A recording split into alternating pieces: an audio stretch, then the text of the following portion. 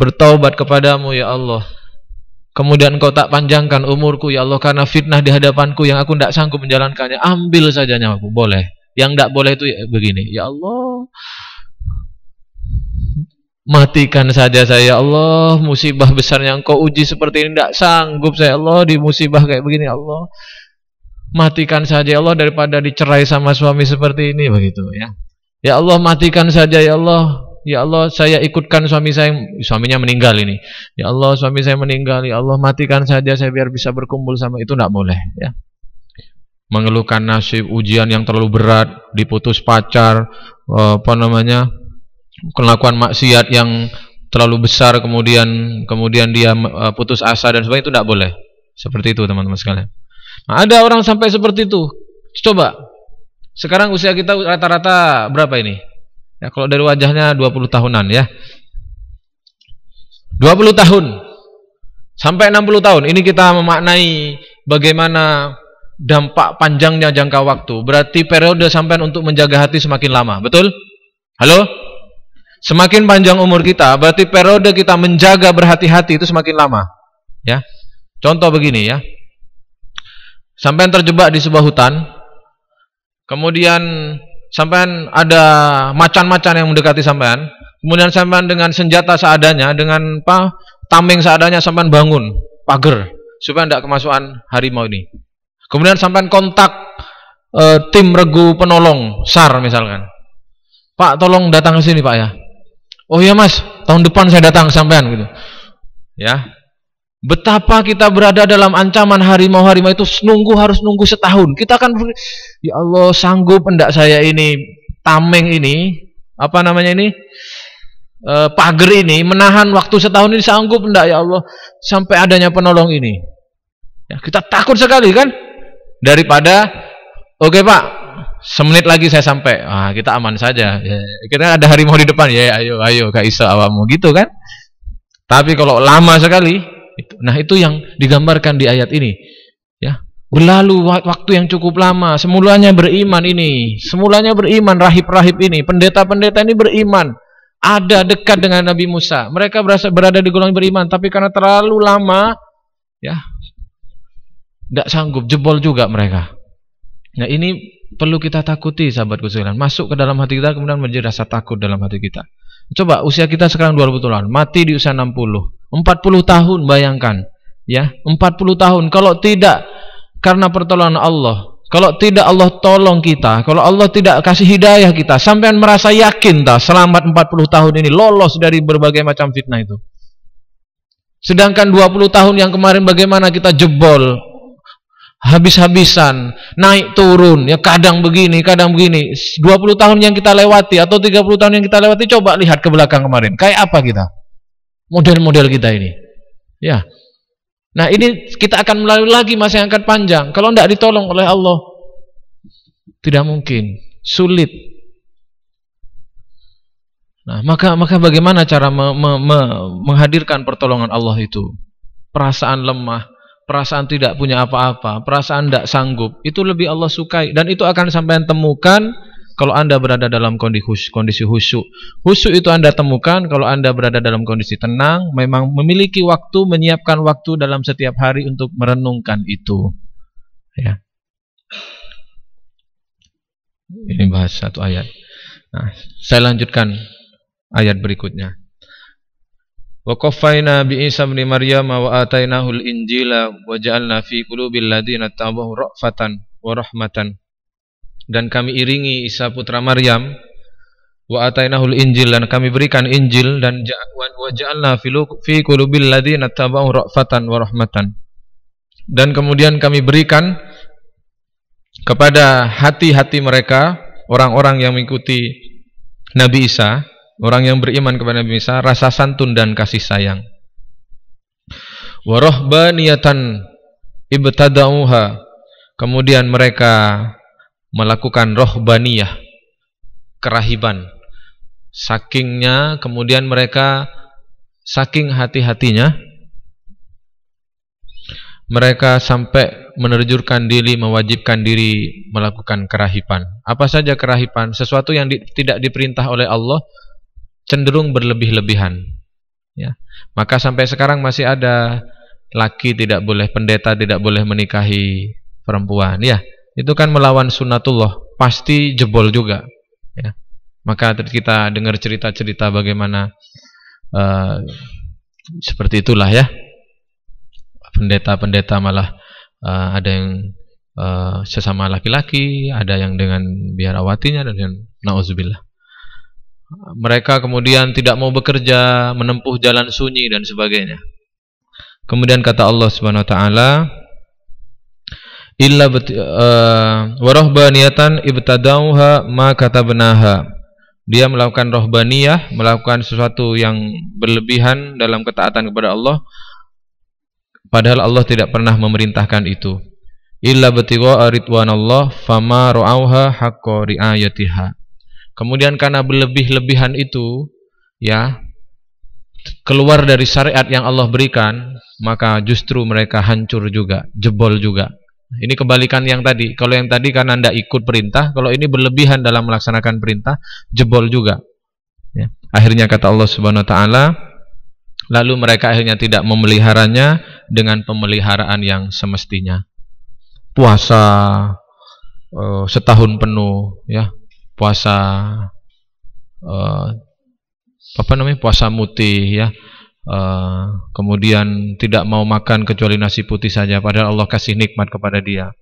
Ini nanti bisa mengakibatkan jebol pada dia, yang kemudian dia malah melanggar syariat-syariat Allah. Ya, itu yang dilakukan oleh orang-orang Nasrani. Di ayat yang lain surah An-Nahl, wala takunu kalladzina qadat azlaha min ba'di quwwatin angkata. Ini metafora yang Allah berikan. Dan janganlah kalian seperti seorang wanita yang menguraikan benangnya yang sudah dipintal dengan kuat menjadi cerai belai kembali. Sahabatku sekalian yang dirahmati Allah, mari kita renungi keadaan kita hingga hari ini. Ya, sampai hari ini saya yakin betul kita semua di sini melalui proses perjuangan untuk bisa mendapatkan keimanan dan beramal soleh dan mendapatkan makom dekat di hadapan Allah Subhanahu wa taala. Jenengan mau ngaji, jenengan mau sholat, jenengan mau puasa, mau berzakat sedekah. Zakat sedekah itu tidak main-main. Kita sebenarnya butuh tapi tetap kita keluarkan, ya. Sholat itu tidak main-main. Sebenarnya kita punya kesibukan tapi tetap kita mau sungguh-sungguh sholat. Puasa itu tidak main-main. 30 hari penuh kita puasa, ya. Kita melakukan ketaatan, kita melakukan amal soleh. Nah, dalam posisi seperti itu kita seperti seorang wanita yang merajut satu demi satu untuk menjadi sebuah kain, memintal kain sarung, memintal sebuah kain, membuat sebuah bentuk anyaman yang bagus. Kita pelan-pelan, mulai dari balik kita tata, kita bangun ketaatan berang tua, amal soleh, dan kita bangun. Lalu Allah ingatkan, kalau sudah seperti itu, kalau kain sudah jadi, kalau tenunan sudah jadi, jangan begitu gampang kemudian dicerai-beraikan. Jangan begitu gampang dicerai-beraikan. Nanti habis semua yang sudah kita pintal itu. Hilang semua hanya karena kita kemudian tanpa sadar kita mencerai-beraikan. Nah, sahabat sekalian, bagaimana cerai-berai itu kemudian bisa terjadi? Ya, bagaimana mungkin, Pak? Saya sudah beramal soleh kemudian saya cerai-beraikan sendiri. Ya, tidak mungkin lah, Pak. Mungkin, sahabatku sekalian. Mungkin begini ceritanya, ya. Ini sangat mungkin dalam kehidupan kita. Kita beramal soleh dalam kondisi prihatin, ya. Utang banyak, maka duhanya jalan, tahajudnya sampai nangis, ya Allah, hutangku, ya Allah, gitu, ya. Belum punya jodoh, ya Allah jodohku, gitu, ya. Hidup mepet, sempit kehidupan, ya pas-pasan saja, sehingga dalam ketar-ketir siapa lagi yang mau digantungi kecuali Allah kalau keadaan seperti ini. Kita tata betul sehingga Allah memberikan hikmat. Kemudian Allah di tengah jalan Allah uji dengan kenikmatan. Hutang sudah terlunasi, jabatan naik, karir naik, posisi bagus, dikenal orang dan sebagainya. Nah, ini momen bahayanya di situ. Perjuangan saat dia susah-susah itu kemudian dia cerai-beraikan hanya karena ingin pujian manusia, hanya karena ingin kedudukan, karena sudah mulai ngincipi nikmatnya harta. Ya, kemarin harta itu duniawi, begitu dia bisa ngomong seperti itu karena belum ngincipi. Tapi ketika sudah ngincipi jabatan, sudah ngincipi nikmatnya harta, oh ternyata kalau punya uang bisa beli baju bagus, bisa beli sepeda motor bagus, bisa beli rumah bagus, bisa ngungguli, dipuji orang dan sebagainya, dicerai-beraikanlah seluruh amal soleh yang dilakukan itu. Sahabatku sekalian, itu yang terjadi kepada rahib-rahib Yahudi ketika mereka loba terhadap dunia, ya.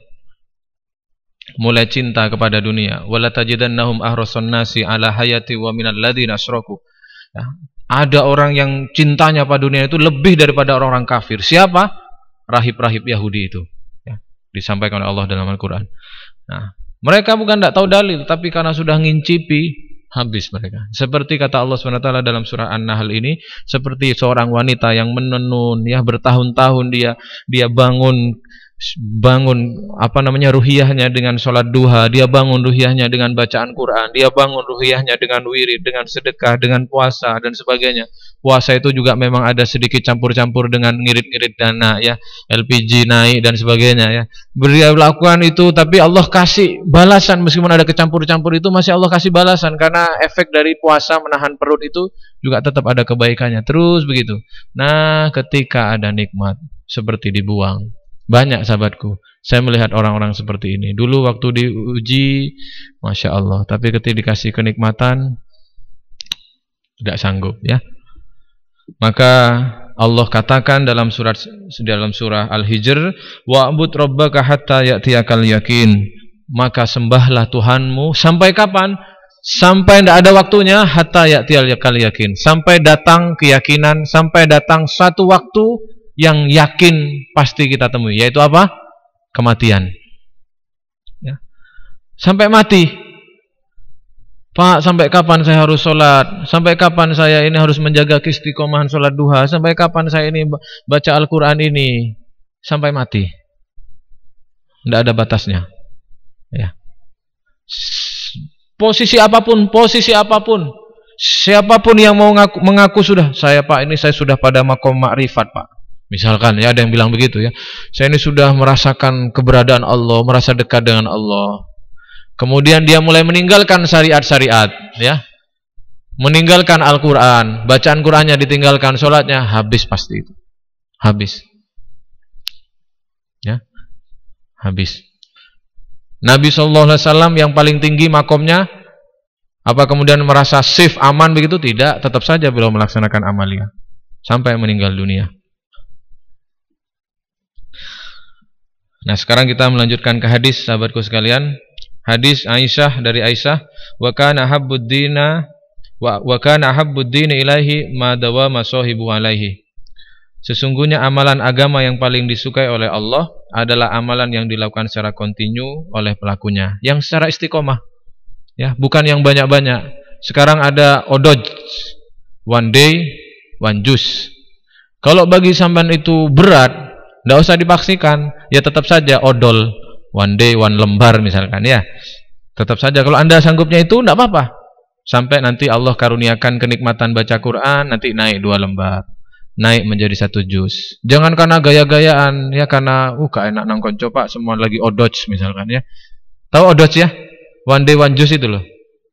Tidak enak sawangannya, Pak. Kita biasa tidak pernah baca Quran terus maksa 1 hari 1 juz. Nah, karena maksa, niat kecampur, tidak menemukan nikmatnya, akhirnya kita putus asa. Ya, yang kelas setengah halaman boleh. Yang kelasnya belum baca Quran, yang tidak pernah baca Quran, kemudian pengen baca Quran, level, Pak, gimana kalau saya mulai dengan membawa dulu di tas, Pak? Belum dibaca, ya boleh, silakan, bawa dulu di tas. Allah menyukai yang kecil tapi istiqomah, ya. Sholat duha tidak bisa 12 rakaat, ya 2 rakaat saja, tidak apa-apa, tapi istiqomah. Jangan 12 rakaat habis itu hilang besoknya, ya. Sholat tahajud tidak bisa jam 2:30, tidak bisa jam 2, ya tidak apa-apa. Ya, waktu as-salatu wassalamu alaik sampai bangun, ya. Wudu, ya. Allahu Akbar, Allahu Akbar, Allah, dan ternyata, ya sudahlah, niat sudah mau ini, mau qiyamul lail, ya. Gitu, ya. teman-teman sekalian, pelan-pelan ya. Allah tidak akan bosan kok. Allah senang yang istiqomah ya. Jangan langsung. Ya, jangan langsung. Tapi Anda juga jangan menuduh berlebihan orang yang misalkan sehari bisa 4 juz Al-Quran, tahajud mulai jam 1 malam. Ya, jangan menuduh dia berlebihan. Itu mungkin mereka juga sudah makom, sudah diberikan zauq oleh Allah ya, diberikan kenikmatan oleh Allah Subhanahu wa taala. Nah, kita memulai dengan perlahan-perlahan ya. Istiqomahkan teman-teman. Ayo coba dibongkar lagi file-file kita, mana amalan-amalan yang pernah kita lakukan dulu terus kita mulai tinggalkan. Coba dibongkar. Apa saja? Salat duha, tahajud, puasa Senin Kamis, baca Quran, ngapalkan Quran one day one ayah. Coba dibuka, bongkar saja. Bongkar lagi, dipakai lagi, hadirkan lagi. Nanti Allah hujamkan kenikmatan kepada kita ya. Demi Allah teman-teman sekalian, tidak menyelesaikan kita bagi yang bergerak di aktivis dakwah dan sebagainya kalau kita tidak punya momen menempa kehusuan itu ya. Hadis selanjutnya, Wan Umar ibnu Khattab qala Rasulullah sallallahu alaihi wasallam, man nama an hizbihi minal lail, barang siapa yang tertidur dari hizibnya. Hizib itu tahu ya, hizib itu amalan, baik berupa baca Quran, baik berupa wiritan. Biasanya pesantren-pesantren gitu minta hizib kepada yai ya, bisa gitu ya, yai kulo nun hizib ya, minta hizib. Minta apa itu? Minta amalan ya. Nah, ternyata disunnahkan ya, ada dalilnya. Jangan menuduh orang itu bid'ah ya. Dia ada, Rasul ada hizib, ada amalan zikir yang masing-masing orang itu punya. Nah, kalau sampean minta ke saya tidak punya ya. Paling gampang saya itu kalau orang minta, Mas wiritan apa yang paling bagus? Saya bilang wiritan yang sampean itu paling nikmat ketika membacanya. Masing-masing orang itu punya taste berbeda, betul ya? Ada yang nikmat dengan la ilaha illallah. Ada ibu-ibu yang nikmat dengan hasbunallah wa ni'mal wakil. Kalau saya baca hasbunallah itu Pak, saya itu seolah-olah wis cukup Allah saja dalam hidup saya, itu terasa gitu loh ya. Hasbunallah. Ada yang nikmat dengan istighfar. Ada yang nikmat dengan sholawat. Saya kalau baca sholawat, aduh Pak, tidak kuat Pak. Sholawat 3 kali saja menetes air mata saya. Misalkan begitu, rindu sama Rasul. Ya itu berarti kenikmatannya. Pilih yang nikmat. Ya bukan yang lain tidak bagus, bukan. Tapi masing-masing kita punya koneksi terhadap zikir-zikir tertentu. Ya. Mas Diki, misalkan saya tanya, sampean apa di antara zikir-zikir itu yang kalau sampean baca itu tuh sampean seolah-olah membumbung tinggi, melayang begitu misalkan. Apa Mas? Sholawat kepada Rasulullah. Oke, sholawat. Temukan, kita punya ya zikir-zikir idola bahasanya ya. La haula wala quwata illa billahil alil azim. Ya. Mas Novan apa Mas? Subhanallah wa bihamdi. Saat membaca itu Anda bisa menikmati, merasakan kesucian Allah begitu. Ya itu, ya.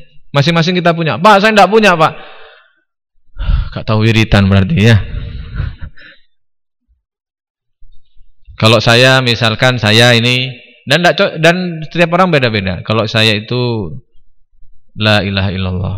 Ketika saya membaca la ilaha illallah, membuat hati ini kemudian memaksa diri untuk tidak melihat yang lain.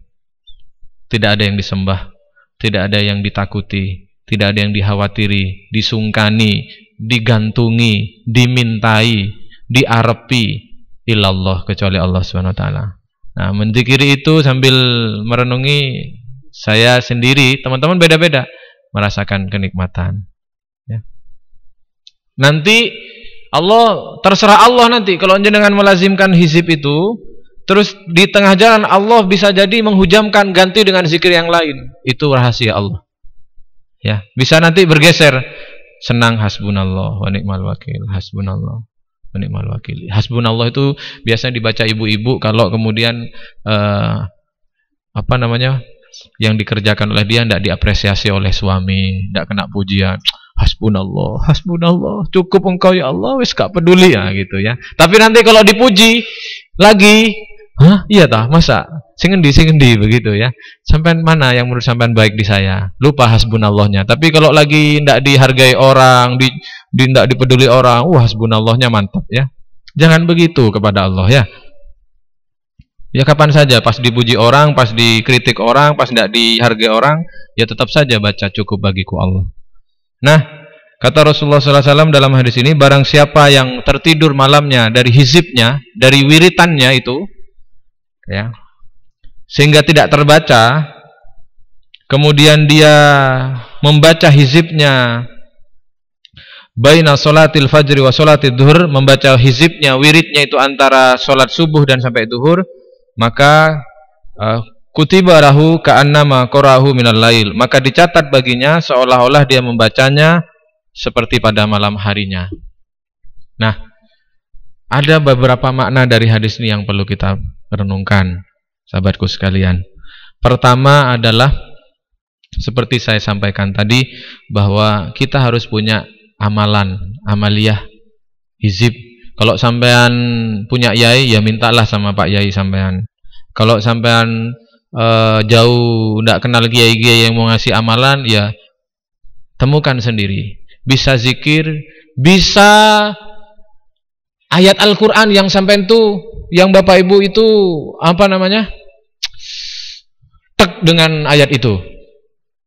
Misalkan jenengan bolak-balik ngomong begini, wa mal hayatud dunya illa mata'ul ghurur, wa mal hayatud dunya illa mata'ul ghurur. Enggak apa-apa, itu juga ayat Al-Qur'an. Apa artinya wa mal hayatud dunya illa mata'ul ghurur?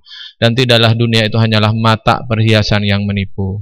Untuk menanamkan kepada diri bahwa jangan cari dunia, ini hanya tipuan semua. Wa mal hayatud dunya illa mata'ul ghurur, wa mal hayatud dunya illa mata'ul ghurur.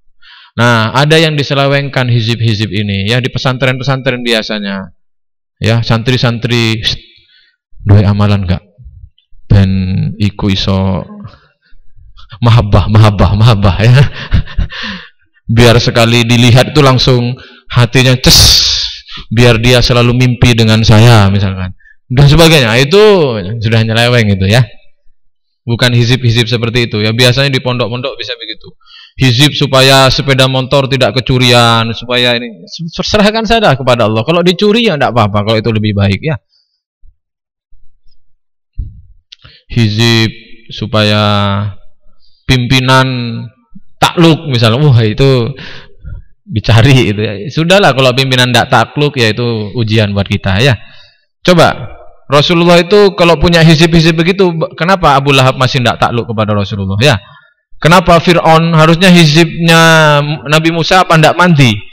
Kok Fir'aun masih tetap saja tidak takluk kepada Nabi Musa? Bukan persoalan harus semua orang harus takluk, sahabatku sekalian ya. Kalau sampean orang itu semua takluk, nurut sama sampean, kapan sampean dapat pahala sabar? Pahala diuji. Kalau istri semua itu soleh, suami itu soleh, anak itu semua baik, kapan sampean dapat pahala sabar dari cerewetnya istri? Kapan? Kapan sampean bisa sabar dari tidak pedulinya suami? Kapan? Semua rahasia Allah Subhanahu wa taala. Nah, kita harus punya. Yang kedua, malam hari. Coba lihat bagaimana Rasulullah SAW menjelaskan hizib itu di malam hari. Ya. Seperti saya sampaikan tadi, malam hari sahabatku sekalian, kalau tidak ada waktu, ya coba bayangkan, sampai tidur, habis itu dilanjut sholat subuh, gak husuk bisa, habis itu urusan rumah, habis itu urusan pekerjaan, malam kemudian kalau kita habiskan lagi dengan urusan duniawi kita, kapan untuk Allah Subhanahu Wa Taala? Kapan? Maka kalau habis sisa itu, kalau tidak ada waktu, buka buku, buka kajian-kajian tazkiyah, dengarkan musik lagu sampai, dengarkan ceramah-ceramah, baca Quran, kaji itu. Tidak usah banyak bicara dengan orang. Pak, jagongan jadwal RT RW. Ya sekali sebulan sekali lah. Kalau bisa diganti dengan uang, ganti dengan uang lah. Ya. Main domino di RT RW kan ngopi dan sebagainya. Jangan, malam itu kasih memang spesial untuk Allah Subhanahu Wa Taala. Ya. Para sahabat Nabi itu seperti malam seperti rahib, kalau siang seperti apa? Pasukan ya. Siap ya ibu-ibu sekalian ya. Malam itu kalau tidak ada kerjaan ya baca Quran, buka buku-buku yang mendekatkan kepada Allah. Kalau tidak bisa ya tidur saja, nanti malam tahajud bangun qiyamul lail.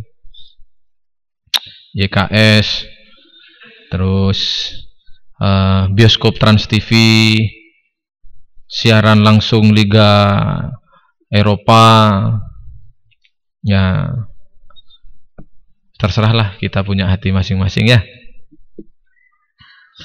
Kemudian kata Rasulullah SAW, kalau lupa sampean baca hizibnya itu, zikirnya itu karena ketiduran dan sebagainya, baca di siang harinya, maka insya Allah itu akan juga dihitung seperti amalan malam hari.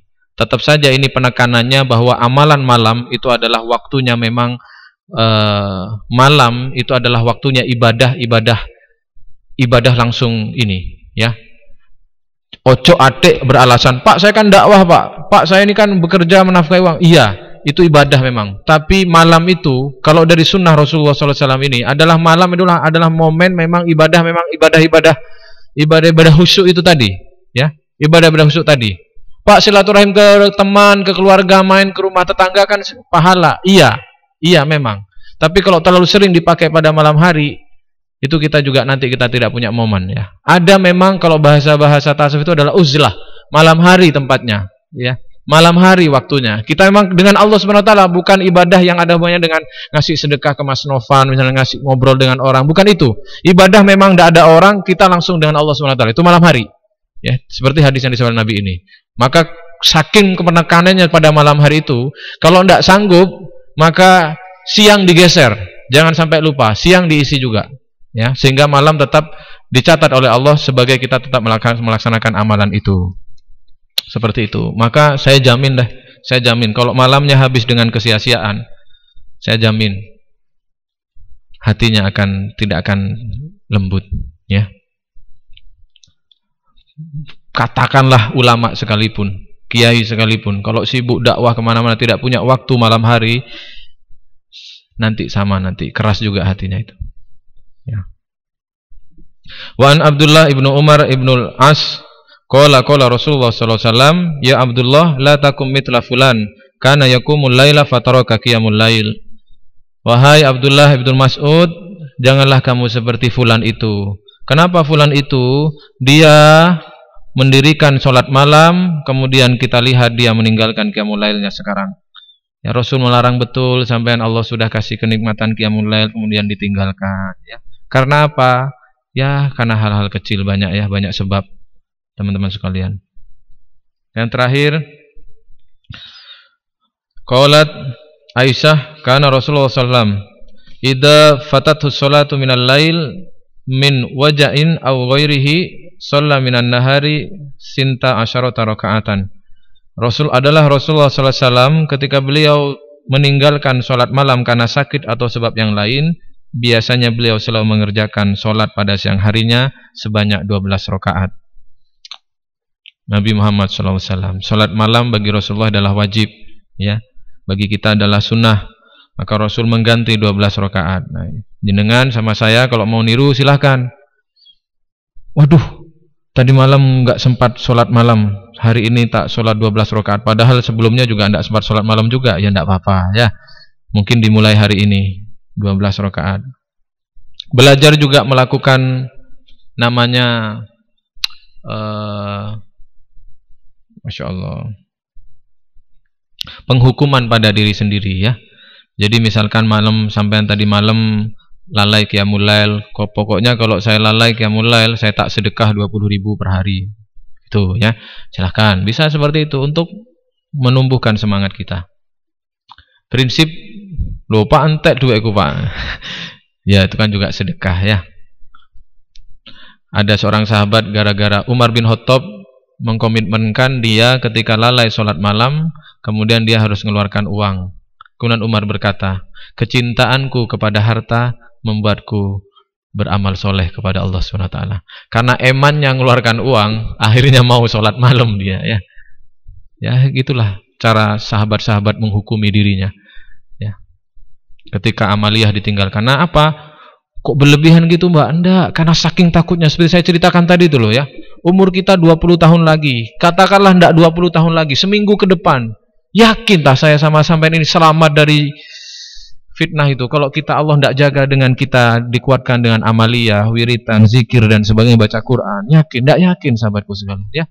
Maka ayo, kalau ada amaliyah yang ditinggal, takut kepada Allah. Jangan-jangan itu adalah start awal skenario masuknya kita kepada kesesatan. Ya, coba dipikir. Pokoknya gini, ya. Kalau sampean hari ini sholat duhanya ketinggalan misalkan, buat perasaan begini, ya Allah, jangan-jangan ini adalah start awal, skenario awal, di mana saya akan semakin jauh kepadamu setelah ini. Begitu, ya. Kalau sampean meninggalkan baca Quran, hari ini biasa istiqomah baca Quran, kemudian satu hari lupa baca Quran, sampean menyesal sekali, kemudian sampean takut, ya Allah, jangan-jangan itu adalah start awal, skenario awal, jalan berawal, langkah pertama, saya kemudian menjadi semakin gelap dan hati saya semakin keras. Begitu. Sehingga kita takut kalau ada amaliyah yang ditinggalkan, itu menjadi permulaan kita kemudian jauh dari Allah Subhanahu wa taala. Sehingga kita terhadap amaliyah, kita memikir matang-matang kalau mau meninggalkan amaliyah tersebut, ya. Tidak gampang-gampang meninggalkan amaliyah yang sudah Allah berikan kepada kita dan kita tinggalkan begitu saja. Nah, sahabatku sekalian dirahmati Allah, tentu saja yang terakhir, semua adalah karunia Allah Subhanahu wa taala, ya. Kita tidak bisa berbuat kecuali atas dari perintah, atas izin dari Allah, ya. Yudillu bihi may yasha wa yahdi bihi may yasha. Allah sesatkan yang dikehendaki dan Allah beri hidayah yang dikehendaki. Ya. Iyansurkumullahu fala ghalibalakum. Kalau Allah menolong, maka selamat sampean. Wa iyakhdulkum faman dalladzi yansurkum min ba'd. Kalau Allah tinggalkan, tidak selamat sama saya, sama sampean. Banyak ayat-ayat bagaimana Allah menggambarkan yang memegang. Dalam ayat yang lain, surah Hud kalau tidak salah, wa ma min dabbatin illa huwa akhidum binasiyatiha. Dan tidaklah makhluk-makhluk di muka bumi ini yang bergerak kecuali ubun-ubunnya yang megang adalah Allah Subhanahu wa taala, ya. Sampean bayangkan ubun-ubun dipegang, berarti ada di sini kan, ya. Dicengkiwing begitu kita ini dalam genggaman Allah Subhanahu wa taala. Maka mau Allah sesatkan kita, mau Allah buang kepada tempat maksiat, Allah giring kepada tempat yang baik, Allah giring kita ke majelis taklim, Allah giring pikiran kita untuk mendengarkan murattal, Allah giring pikiran kita untuk mendengarkan Ahmad Dhani misalkan, dengan yang itu semuanya, atau siapa, yang lain-lain. Allah mau kita biarkan kita terhenyak, terlena dengan cherry bell dan sebagainya, nonton TV dan sebagainya, terserah Allah. Kalau Allah mau biarkan, habis kita. Tapi kalau Allah mau selamatkan, mau godaan kayak apa, mau ada kayak apa, selamat kita. Maka Rasul mengajarkan doa yang kata Aisyah, doa yang paling tidak pernah ditinggalkan oleh Rasulullah SAW, ada satu doa, yaitu doa yang sampean sama saya sudah hafal. Ya muqallibal qulub, sabbit qalbi ala dinik. Wahai yang maha membolak-balikkan hati, tetapkan ya Allah hati saya, ya Allah, tetapkan ya Allah dalam agamamu. Karena yang megang hati adalah Allah. I'lamu, ya, dan ketahuilah, innallaha yahulu bainal mar'i wa qalbi. I'lamu annallaha yahulu bainal mar'i wa qalbi. Ketahuilah, sesungguhnya Allah itu memberi jarak antara manusia dengan hatinya. Sampean tidak bisa ngontrol hati sampean sepenuhnya. Sanggup sampean ngontrol hati sampean sepenuhnya? Contoh, habis subuh, ya Allah, hari ini saya tidak akan pernah lipas zikir kepada Engkau, ya Allah. Sukses? Sukses? Sukses sehari? Gagal, ya. Di jalan kena ini, jalan kena teman nawarkan jilbab, gagal. Kena teman nawarkan pancake durian, gagal, dan sebagainya, ya. Nah, tahu betul kita bahwa kita tidak sanggup memegang hati kita sendiri. Allah sudah katakan, Allah yahulu bainar mar'i wa qalbi. Allah membatasi antara manusia dengan hatinya. Allah batasi ini. Ada Allah di sana, sehingga sampai tidak bisa mengakses. Kalau Allah tidak izinkan akses hati sampai untuk selalu kepada Allah, maka doa itu renungi betul, pahami betul dalam penuh kerendahan, penuh merasa banyak aib pada diri kita. Kemudian kita doakan, ya muqallibal qulub, sabbit qalbi ala dinik. Sabbit qalbi ala dinik. Ini adalah doa yang paling tidak pernah ditinggalkan oleh Rasulullah SAW. Kelas Rasul saja takut hatinya itu bergeser. Apa mana kelas aku koyok sampean ini, ya. Baik, sahabatku sekalian, itu saja. Barangkali ada yang mau ditanyakan, mudah-mudahan bermanfaat. Silakan. Ada yang mau tanya? Tidak ada? Kalau tidak ada, alhamdulillahirrahmanirrahim. Pengumuman, insyaallah nanti malam pada Isya ada kajian Ustadz Yahya, tapi tidak membahas Al-Quran kali ini.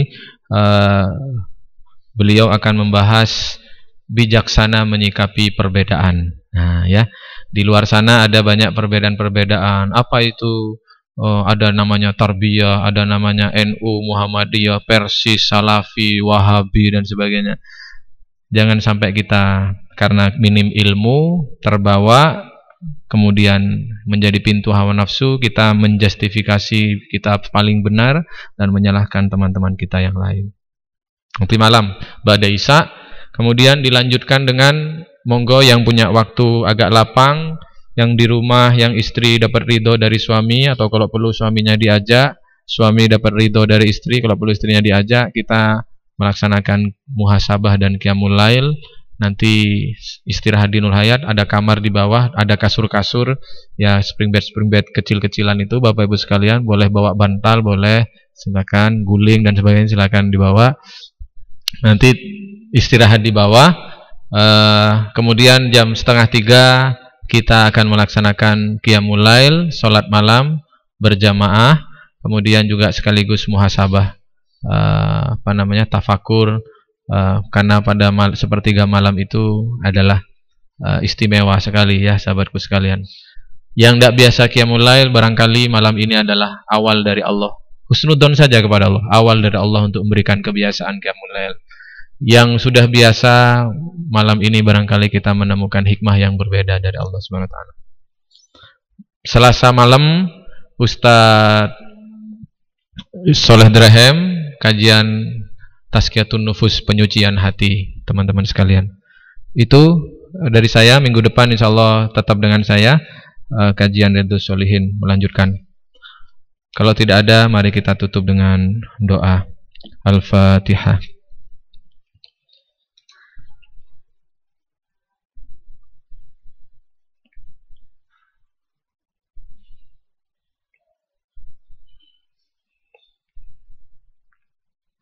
Bismillahirrahmanirrahim. Allahumma shalli ala sayyidina Muhammad.